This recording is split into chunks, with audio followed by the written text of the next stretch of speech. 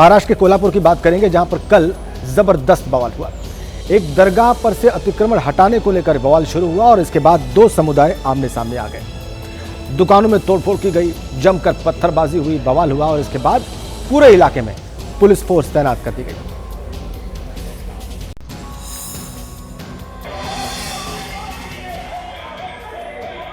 तस्वीरें महाराष्ट्र के कोल्हापुर की है, जहां विशालगढ़ में एक दरगाह पर अतिक्रमण हटाने को लेकर जमकर बवाल हुआ।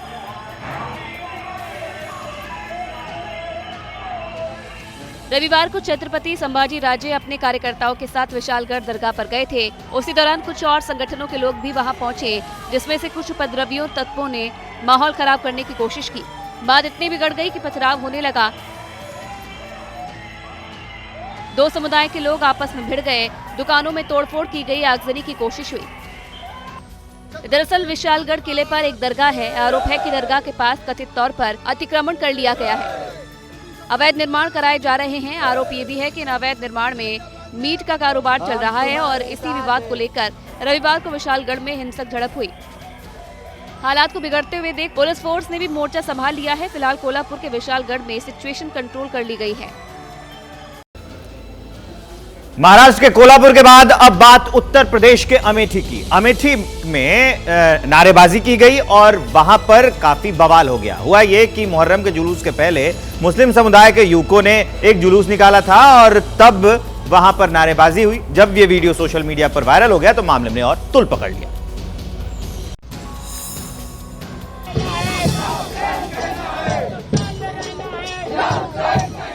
युवकों का हुजूम और ये नारे उत्तर प्रदेश के अमेठी में मुहर्रम से पहले विवादित नारे लगाए गए।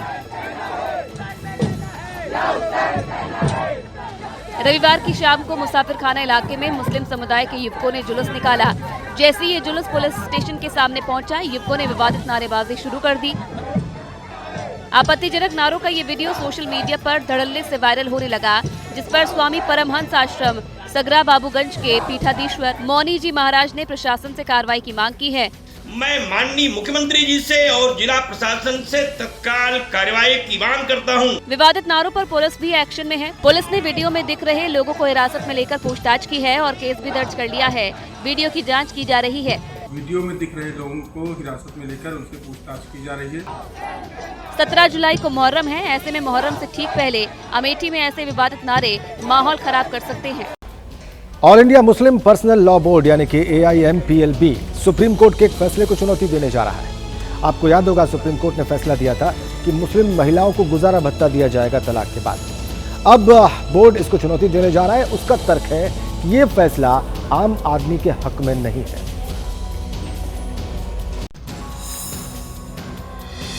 दिल्ली में रविवार को all India Muslim personal law की मीटिंग हुई, जिसमें मुस्लिम महिलाओं को गुजारा भत्ता समेत कई मुद्दों पर बात हुई है।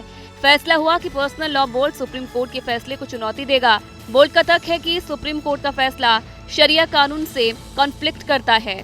सुप्रीम कोर्ट का फैसला आम आदमी के हक में नहीं है। Supreme court temple of justice नहीं है। बाबरी मस्जिद केस में क्या हुआ है, मस्जिद को तोड़ना गलत है, सब कुछ माना है और उसके बाद में भी फैसला जो है उन लोग को ही दिया जिन्होंने अत्याचार किया। फैसला महिलाओं के हित में नहीं है, महिलाओं के खिलाफ जाता है। अगर हस्बैंड को, एक्स हस्बैंड को गुजारा भत्ता देना है तो तलाक क्यों देगा? वो तलाक भी देगा, लटका के रहेगा। इतना ही नहीं, all India Muslim personal law board Uttarakhand के UCC को भी चैलेंज करने की तैयारी में है, जिस पर बीजेपी ने सवाल उठाए हैं। एक मुस्लिम महिला को बराबरी का हक है। देश के कानून उसको राहत नहीं देंगे, ये पूरी तरह से गलत होगा। तो देश के कानून उस मुस्लिम महिला के लिए भी उतने ही कारगर हैं जितने कि और धर्मों की महिलाओं के लिए हैं।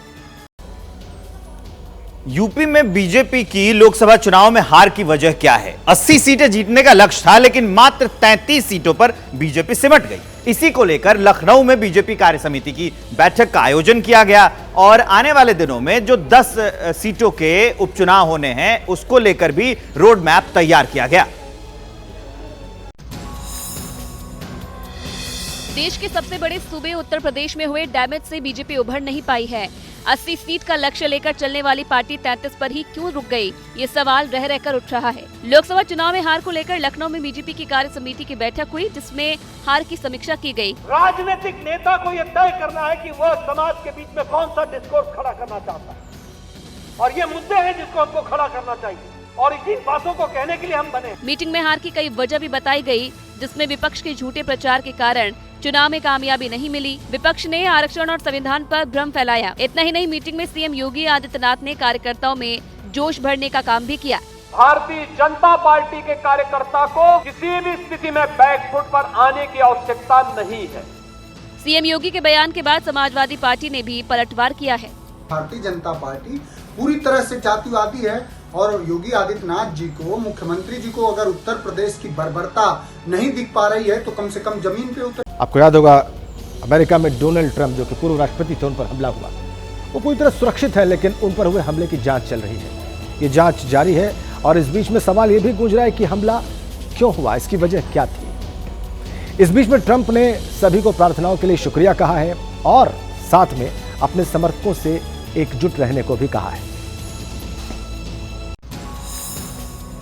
डोनाल्ड ट्रंप को कौन मारना चाहता था? अमेरिका के पेंसिल्वेनिया में ट्रंप पर हुए अटैक के बाद हड़कंप मचा हुआ है। भले ही हमलावर को ढेर कर दिया गया है, लेकिन चुनावी रैली में ट्रंप पर फायरिंग बड़े सवाल खड़े कर रही है। हमलावर की पहचान थॉमस मैथ्यू क्रोक्स के तौर पर हुई है, जो ट्रंप की रैली वाली जगह से करीब 40 किलोमीटर दूर का रहने वाला था। 20 साल के हमलावर का वोटर रजिस्ट्रेशन 28 सितम्बर 2021 का है। क्रोक्स रिपब्लिकन पार्टी से जुड़ा था। ट्रंप भी रिपब्लिकन कैंडिडेट है। खुद पर हुए अटैक के बाद ट्रंप ने पोस्ट किया और लिखा है, आपके विचारों और प्रार्थनाओं के लिए सभी को धन्यवाद, क्योंकि ये केवल भगवान ही थे जिन्होंने अकल्पनीय को होने से रोका। हम डरेंगे नहीं, बल्कि अपने विश्वास के प्रति दृढ़ रहेंगे और दुष्टता के प्रति अवज्ञाकारी बने रहेंगे। हमारा प्यार अन्य पीड़ितों और उनके परिवारों के प्रति है। हम उन लोगों के ठीक होने की प्रार्थना करते हैं जो घायल हुए थे, और हमारे दिलों में उस नागरिक की याद है जो इतनी भयानक तरीके से मारा गया था। इस क्षण में ये पहले ही कहीं अधिक महत्वपूर्ण है कि हम एकजुट रहें और अमेरिकियों के रूप में अपना सच्चा चरित्र दिखाएं, मजबूत और दृढ़ रहें और बुराई को जीतने ना दें। दिल्ली में रविवार को एक अस्पताल में फायरिंग हुई। वहां पर एक मरीज की गोली मारकर हत्या कर दी गई। मामला जीटीबी अस्पताल के अंदर का था। अब क्योंकि अस्पताल के अंदर एक अपराधी आता है और मरीज को गोली मारकर चला जाता है, अभी भी वो फरार है। इसको लेकर आम आदमी पार्टी ने कानून व्यवस्था पर सवाल उठाए। एक मरीज को ताबड़तोड़ गोलियों से भून दिया गया। एक के बाद एक दिल्ली के जीटीबी अस्पताल में 5 राउंड फायरिंग हुई। वार्ड में भर्ती मरीज का गोली मारकर खौफनाक मर्डर कर दिया गया। मृतक की पहचान रियाजुद्दीन के रूप में हुई, जिसकी उम्र 32 साल थी, जो दिल्ली के खजूरी का रहने वाला था और जून में पेट में संक्रमण की वजह से अस्पताल में भर्ती हुआ था। खौफनाक वारदात को अंजाम देने के बाद हमलावर फरार है। इलाके में सनसनी फैल गई। मरीज दहशत में है और पुलिस सीसीटीवी फुटेज खंगालने में लगी है।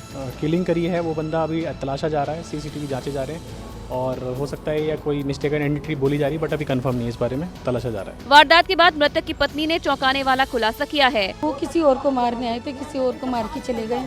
वहीं आम आदमी पार्टी अस्पताल में मर्डर को लेकर कानून व्यवस्था पर सवाल उठा रही है। कानून व्यवस्था बद से बदतर होती जा रही है। पुलिस का जो डर होता है अपराधियों में वो खत्म हो गया। पुलिस का पूरा ध्यान जो है राजनीतिक मामलों के अंदर जो रह गया है।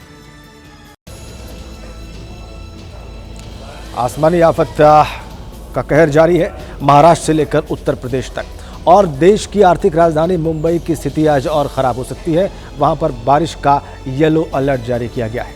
और बात सिर्फ महाराष्ट्र या मुंबई की नहीं है, बिहार भी ऐसे ही कुदरत की मार झेल रहा है। आसमानी प्रहार से जिंदगी बेबस है। महाराष्ट्र से लेकर उत्तर प्रदेश और बिहार सैलाबी सितम का सामना कर रहे हैं। ये तस्वीरें महाराष्ट्र के रायगढ़ की है, जहां कोकण इलाके में भारी बारिश हुई। कई गांव पानी में डूब गए। ये तस्वीर पुणे मुंबई एक्सप्रेस वे की है, जो लबालब पानी से भरा पड़ा है। पानी जमा होने के कारण लोगों को भारी परेशानी झेलनी पड़ रही है। मुंबई से सटे पालघर जिले में भी जोरदार बारिश ने व्यवस्था को ठप कर दिया। सड़कें तालाब बन गई हैं। मुंबई की मुसीबत आज भी बढ़ने वाली है, क्योंकि आज बारिश का येलो अलर्ट जारी किया गया है। उत्तर प्रदेश में भी नदियां कहर बरपा रही है। 22 जिलों के 1476 गाँव जल समाधि ले चुके हैं। रामगंगा, राप्ती और घाघरा समेत कई नदियां उफान पर है। बहराइच में घाघरा नदी ने किनारों को निकलना शुरू कर दिया। जमीन में दरारें पड़ गई हैं। सिद्धार्थनगर में कूड़ा नदी ने भी कहर दिखाना शुरू कर दिया है। 400 गांव बाढ़ से प्रभावित हैं। ऐसा ही हाल शाहजहांपुर का भी है। आसमानी आफत से बर्बादी का मंजर यहां साफ दिख रहा है।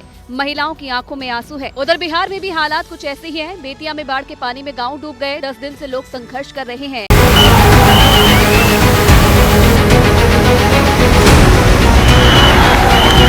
क्योंकि नेपाल पानी छोड़ दिया है हो सकता भया इससे किया जाए।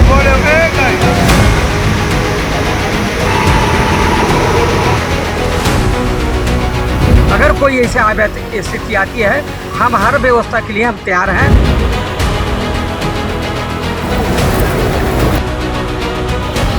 सांप निकले घर के अंदर मरे हुए सारे।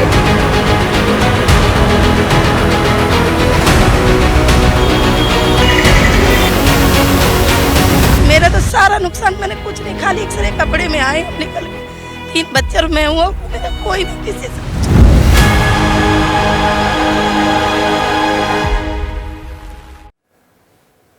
अब आपको आपके शहर के मौसम का हाल दिखाएंगे। जिस मॉनसून का इंतजार बेसब्री से हो रहा था, वही मॉनसून अब जुलाई में तबाही मचाने लगा है। मॉनसून आते ही देश के कई हिस्सों में तबाही का सिलसिला शुरू हो गया है। कई राज्य भारी बारिश और बाढ़ की मार झेल रहे हैं। हमारे रिपोर्टर्स आपको बाढ़ प्रभावित इलाकों से लेटेस्ट रिपोर्ट दिखाएंगे, लेकिन उससे पहले बाढ़ की मार झेल रहे अलग अलग राज्यों की तस्वीर देख लीजिए। उत्तर प्रदेश के कई जिले बाढ़ से प्रभावित हैं। इस वक्त सबसे ज्यादा उत्तर प्रदेश में बाढ़ का कहर है। यूपी के कई जिलों में सैलाब का सितम है। बिहार में भी वैसी ही तस्वीरें आ रही हैं। नदियां उफान पर है, जिससे कई जिलों के निचले इलाके डूब गए हैं। महाराष्ट्र में भी भारी बारिश के बाद कई जिलों में हालात बिगड़ गए हैं और असम भी बाढ़ की चपेट में है। 20 लाख लोग इससे प्रभावित हुए हैं। तो ये चारों तस्वीरें बता रही हैं कि कैसे बाढ़ ने, पानी ने लोगों का जीना मुहाल किया हुआ है। उत्तर प्रदेश में वही हाल है, बिहार के राज्यों में वही हाल, बिहार के जिलों में वही हाल है, माफ कीजिए, महाराष्ट्र में वही हाल है, असम में वही हाल है और जनजीवन मुश्किल हो रहा है। स्कूल में छुट्टियां जो हैं वो कर दी गई हैं। ये हम आपको उत्तर प्रदेश की तस्वीर दिखा रहे हैं। देखिए कैसे स्कूल का कैंपस डूब गया है, लोगों के सामान डूब गए हैं। जो ग्राउंड फ्लोर है उसमें पानी घुस गया है, लोगों ने अपना सामान ऊपर शिफ्ट कर दिया है। कई जगह तो घर खाली करके लोग अपने रिश्तेदारों के और घर पे रहने लगे हैं और पानी की वजह से लाखों का सामान लोगों का बर्बाद भी हुआ है। तो ये तस्वीरें हैं, ये डराने वाली है। अब ये आपकी टीवी स्क्रीन पे जो तस्वीर चल रही है, ये बिहार की तस्वीर है। बिहार में भी हालात वैसे ही बने हुए हैं। पानी जमा हुआ और स्कूल में छुट्टी कर दी गई। गांव में वही हाल है और सबसे अहम बात और बड़ी बात की फसल पूरी तरीके से बर्बाद हो गई है। अभी तो बरसात की शुरुआत हुई है, उसी में ये तांडव देखने को मिल रहा है। कई जगह पे लोग नाव से आवाजाही कर रहे हैं। महाराष्ट्र के कई हिस्सों में भारी बारिश हो रही है, हालात बिगड़ते जा रहे हैं। कई जगह तो भारी जल भराव भी हो गया है, लोगों को परेशानियों का सामना करना पड़ रहा है। आपको महाराष्ट्र में सैलाब के कहर की तस्वीरें दिखाएंगे, उससे पहले एक बड़ी खबर बता देते हैं कि महाराष्ट्र के कई हिस्सों में आज रेड अलर्ट जारी किया गया है। रत्नागिरी, सतारा, कोल्हापुर में रेड अलर्ट जारी किया गया है। पुणे और रायगढ़ में भी बारिश का ऑरेंज अलर्ट है। मुंबई, ठाणे में आज बारिश का येलो अलर्ट जारी किया गया है। तो अपडेट हम आपको बता रहे हैं, मुंबई में और ठाणे में येलो अलर्ट है, पुणे और रायगढ़ में ऑरेंज अलर्ट है, रत्नागिरी, सतारा, कोल्हापुर में रेड अलर्ट जारी किया गया है। अब मैं आपको महाराष्ट्र राज्य के अलग अलग जगहों की, शहरों की तस्वीरें दिखाता हूं। सबसे पहले तो आर्थिक राजधानी मुंबई का हाल देख लीजिए। इधर जो आप देख रहे हैं तस्वीरें, यहाँ पे मुंबई की दिखा रहे हैं हम तस्वीर। वैसे भी थोड़ी सी जब हो जाती है बरसात तो पूरी की पूरी मुंबई डूब जाती है, पूरा का पूरा इलाका डूब जाता है। तो ये मुंबई में बुरा हाल है। रायगढ़ में आप देखेंगे वहाँ पर भी बहुत स्थिति ठीक नहीं है, खराब स्थिति है। सड़कों पर पानी भरा है, 2-2 फीट 3-3 फीट तक जो है पानी रायगढ़ में है। पालघर में भी हालात वैसे ही हैं और सिंधुदुर्ग में भी वैसे ही हालात हैं। अभी ये पहली ही बारिश है, उसके बाद महाराष्ट्र में क्या हालात हैं वो तस्वीर हम आपको बता रहे हैं। रायगढ़ जो आप देख रहे हैं, यहाँ पर जो है येलो अलर्ट जारी कर दिया गया है और कई जगहों पर रेड अलर्ट भी महाराष्ट्र में जारी किया गया है। मुंबई से सटे रायगढ़ की तस्वीर जो आपको हम दिखाते हैं कि रायगढ़ में भारी बारिश के बाद कई गांवों में पानी लबालब भरा हुआ है। गांव का संपर्क टूट गया है, कुछ हिस्से में पेड़ गिर गए हैं। खोपोली इलाके में हाल सबसे ज़्यादा खराब है, बद से बदतर हो गए हैं। तो ये तस्वीर हम आपको रायगढ़ की दिखा रहे हैं। रायगढ़ में सैलाब की वजह से कैसे जनजीवन प्रभावित हुआ है, कैसे लोगों का जीवन प्रभावित हुआ है, उसकी तस्वीर हम आपको दिखा रहे हैं। कई जगह पेड़ जो हैं वो टूट गए हैं, गिर गए हैं, सड़कों पर कई फीट तक पानी भरा है। सबसे बड़ा चैलेंज ये होता है कि खुदा ना खास्ता अगर सड़क पर गड्ढा हुआ तो इस समय पानी में सब भर जाता है, तो दुर्घटनाओं की संभावना भी बढ़ जाती है। चलती चलती गाड़ियां पानी भर जाने की वजह से ठप हो जाती हैं, तो ये भी एक बड़ी मुसीबत, एक बड़ी मुश्किल है। ये पालघर की तस्वीर हम आपको दिखा रहे हैं। ज़्यादातर जोरदार बारिश हुई, उसके बाद सड़कें तालाब बन गई, बाढ़ जैसे हालात बन गए। बाड़ा मनोर हाईवे पर मरीज को ले जा रही एक एम्बुलेंस पानी में फंस गई। स्थानीय लोगों की मदद से उसे बाहर निकाला गया धक्का मारकर। उसकी तस्वीर हम आपको दिखा रहे हैं पालघर से। तो पालघर में भी पानी की वजह से बुरा हाल है, एम्बुलेंस फंस गई। ये तो लोग सहायता करने के लिए आ गए और उन्होंने धक्का देकर उस एम्बुलेंस को बाहर निकाला। तो जहां आप देखेंगे अभी शुरुआत हुई है बारिश की, वहां पर हाल बुरा है, हालात ख़राब है। सड़कों पर पानी जम जाता है। सबसे अहम बात की फसलें बर्बाद हो जाती हैं। इसके तुरंत बाद सब्जियों के रेट और ज़्यादा बढ़ने लगेंगे। यूपी में हाहाकारी सैलाब पर एक बड़ा अपडेट है, वो जान लीजिए। बाढ़ की चपेट में उत्तर प्रदेश के 22 जिले हैं। 1500 गांव बाढ़ से प्रभावित हैं। उफान पर रामगंगा, राप्ती, घाघरा नदी है। बाढ़ की वजह से 13,000 लोग शिफ्ट किए गए हैं। 1 जून से 14 जुलाई तक 239.2 मिलीमीटर बारिश हुई है। यूपी में 1829 बाढ़ राहत शिविर बनाए गए हैं और यूपी के अलग अलग जिलों की अलग अलग जगहों की तस्वीर हम आपको दिखा रहे हैं। बहराइच में आप देखेंगे, वहां पर भी वही हाल है। सिद्धार्थनगर में भी हालात खराब है। शाहजहांपुर में भी लोगों के घरों में कैसे पानी घुस गया है, वो तस्वीर हम आपको दिखा रहे हैं। बस्ती का हाल भी इससे इतर नहीं है, इससे अलग नहीं है, वैसा ही है। हरदोई में भी आप देखेंगे तो पानी ने मुहाल किया हुआ है लोगों का जीना। अंबेडकर नगर में लोगों के घरों में घुसा हुआ पानी, फसलें तो बर्बाद हुई हैं। लखीमपुर खीरी में भी तस्वीर देख लीजिए, वहां पर भी हालात ऐसे ही खराब बने हुए हैं, मुश्किल बने हुए हैं। लोगों का जनजीवन मुहाल हो रहा है, जीना मुश्किल हो रहा है। तो ये यूपी के, इसके अलावा 1829 बाढ़ राहत शिविर भी बनाए गए हैं और 13,000 लोग शिफ्ट किए गए हैं बाढ़ की वजह से। आप सोचिए कि ये अलग अलग जो 22 ज़िले हैं उससे कितने लोग प्रभावित हैं। जल प्रलय की जो तस्वीरें हैं वो हम आपको दिखा रहे हैं। यूपी के ज़िले इस वक्त बाढ़ से करा रहे हैं, उसकी एक झलक भी हम आपको दिखा रहे हैं। जहां से आपने तस्वीरें देख ली, ये तस्वीर जो आपके टीवी स्क्रीन पर चल रही है, ये इस वक्त बस्ती की तस्वीर हम आपको दिखा रहे हैं। वहाँ कैसे घुटने तक के पानी में लोग निकल रहे हैं। ग्राउंड फ्लोर के जो घर हैं उसमें पानी भर गया है, यातायात प्रभावित हो गया है, फसलें बर्बाद हो गई हैं, बच्चे स्कूल नहीं जा पा रहे हैं। तो ये उत्तर प्रदेश के बस्ती की तस्वीर हम आपको दिखा रहे हैं, कैसे बरसात ने जीना मुहाल किया हुआ है। यूपी के बलरामपुर में 3 गांव बाढ़ की चपेट में। लोग नाव में सवार होकर सफ़र कर रहे हैं। गांव के अंदर जाने वाले पुल भी बाढ़ में ध्वस्त हो गए हैं। पिछले 10 दिन से लोग यहां संघर्ष कर रहे हैं। बलरामपुर से हमारे संवाददाता दिव्यांकर तिवारी की एक रिपोर्ट आपको दिखाते हैं।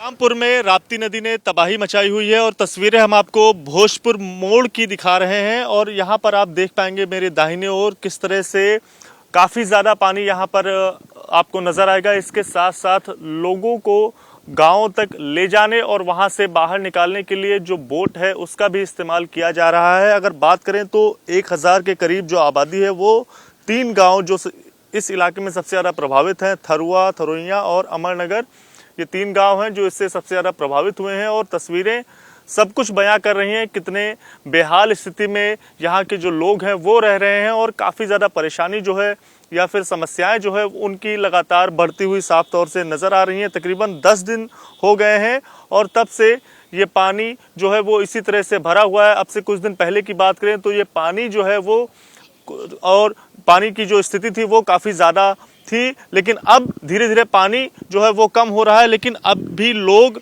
इससे जूझते हुए साफ तौर से नजर आएंगे। बीच में जो पुल है वो भी आगे जब गांव की ओर जाता है तो बीच में काफ़ी ज़्यादा पानी आने की वजह से वो पुल भी टूट गया था, जिसके चलते जो आने जाने वाला रास्ता है वो भी प्रभावित हुआ था। और उसके बाद ही जो नाव का सहारा जो है वो लोगों को लेना पड़ रहा है। 1 हफ्ता से ऊपर हो रहा है पानी को बढ़े, और मतलब बरसात शुरू हुआ है उसी के सुबह से, क्योंकि ये चारों तरफ से नर्मदा के तरह ये क्षेत्र भी पड़ गया। क्योंकि कुछ प्राकृतिक आपदाएं यहाँ ज़्यादा प्रभाव डालती भी थी और कुछ लोगों ने बना दी, कुछ लोगों ने बना भी दी। जैसे हमारे यहाँ एक महत्वाकांक्षी परियोजना सरयू नहर खंड 3 उतरौला पंप नहर भोजपुर में निर्माण कराया गया, जिसकी लगभग 6 किलोमीटर परिधि की बांध है, पूरे पानी को डूब देती है। एक भी साइफन का निर्माण नहीं कराया गया। यदि 2-4 साइफन बना दिए जाते कि पानी इधर से उधर डिवाइड हो जाता तो शायद यह जलाशय नहीं बनता। अरे परेशानी, घर गिर गए, भूसा जितना कोयर रहा सब बूढ़ के बह गए। मौका देख लेन जाए, वीरपुर ये सब नहर देख रहे थे, एकरे आगे जाए देखो झड़ जलमग्न है, नदी यहाँ बराबर है। ये पुल बनाया गया था, अभी मुश्किल से ना 1 महीना हुआ है चालू है। 1 महीना के बाद में 10 दिन नहीं हुआ, ये पुल बैठ गया। कोई पब्लिक थरुआ थरुनिया या टेंगना हवा वाले ये लोग को जाने में बड़ी दिक्कत है। अगर नाव की व्यवस्था हो गई है तो ये लोग जा पाते हैं, वरना इन लोग का कोई रास्ता नहीं है।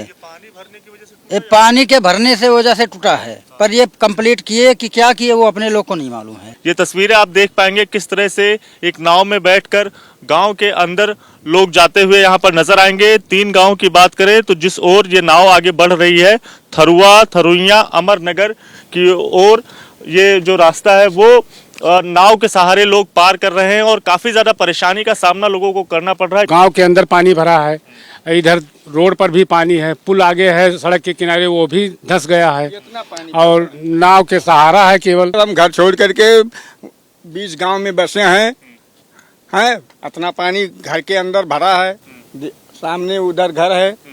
हाँ, जो ये नाव है यही एक सहारा है इन लोगों की और इसी के सहारे ये लोग गांव के अंदर जा रहे हैं। और नुकसान के बारे में अपने बताते हुए यही कहना है कि जो बाढ़ का पानी अचानक से आया, इस इलाके में पहुंचा, तो जो नुकसान है वो उन्हें काफ़ी ज़्यादा हो गया। सब कुछ अपने साथ बाढ़ का पानी बहा कर लेकर चला गया। और अगर बात करें बलरामपुर इलाके की तो इसके बलरामपुर इलाके में तकरीबन 20 से भी ज़्यादा गाँव जो हैं वो राप्ती नदी के कहर के चपेट में है। और कब तक इनके गांव में पानी कम होगा और क्या प्रशासन से कोई मदद पहुंचेगी, इसका इंतजार और इसकी आस लगाकर अभी भी ये लोग बैठे हुए हैं। और अब आपको सिद्धार्थ नगर की तस्वीरें दिखाते हैं। राप्ती और बूढ़ी गंडक नदियों के बाद कूड़ा नदी का कहर देखने को मिल रहा है। कूड़ा नदी उफान पर है, दर्जनों गांव जल समाधि ले चुके हैं। सिद्धार्थ नगर जिले में 400 गांव बाढ़ से प्रभावित हैं और उसके बाद की तस्वीरें हम आपको दिखा रहे हैं। पानी ये रिहायशी इलाकों में घुस आया है, ये लोगों के घरों तक आ गया है, ग्राउंड फ्लोर पूरा भर गया है और सामान को लोग छत पर ले जाकर रहने को मजबूर हैं। धूप चलने लगी है, सड़कें तो दिख ही नहीं रही हैं, सब कुछ बराबर दिख रहा है, फसलें बर्बाद हो गई हैं। सिद्धार्थनगर ज़िले में 400 गांव जो हैं वो बाढ़ से प्रभावित हैं।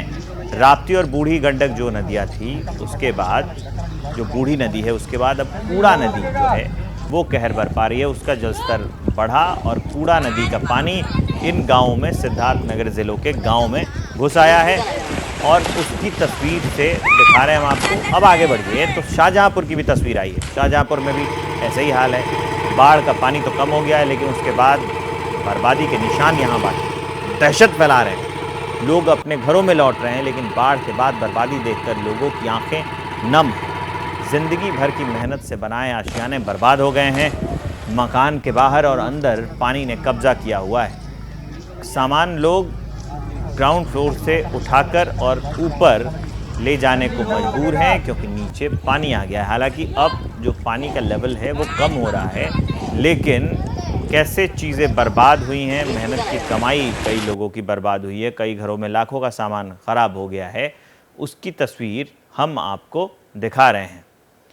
अब चलिए बिहार में आपको मुजफ्फरपुर की तस्वीरें दिखाते हैं। यहाँ भी हाहाकारी बाढ़ की तस्वीरें सामने आ रही है। बागमती नदी जो है वो उफान पर है, स्कूल और कॉलेज में पानी घुस गया है, पूरा कैंपस सैलाब की जद में है। तो बिहार से तस्वीरें हम आपको दिखा रहे हैं। यहाँ पर बागमती नदी जो है उफान पर है। मुजफ्फरपुर की ये तस्वीरें हैं, सड़क आपको दिखाई नहीं दे रही है, फसल यहाँ पे बर्बाद हो गए हैं। इसकी वजह से सबसे बड़ी समस्या ये होती है कि हरी सब्जियों और चीज़ों के रेट तुरंत से और ज़्यादा तेज़ी से भागने लगते हैं, बढ़ने लगते हैं। आगे बढ़ेंगे आप तो बिहार में ही ले चलिए, पश्चिम चंपारण ज़िला, उसका मुख्यालय बेतिया, उसके आसपास के गांव हैं, वहां पर भी हालात ख़राब हैं। रवैया गांव में बाढ़ का पानी घुस गया है, झोपड़ियां डूब गई हैं, लोग भूखे प्यासे हैं, मदद का इंतज़ार कर रहे हैं। 500 परिवार बाढ़ से प्रभावित हैं। यहाँ पर लोगों का आरोप है कि प्रशासन की तरफ से कोई मदद नहीं मिल रही है।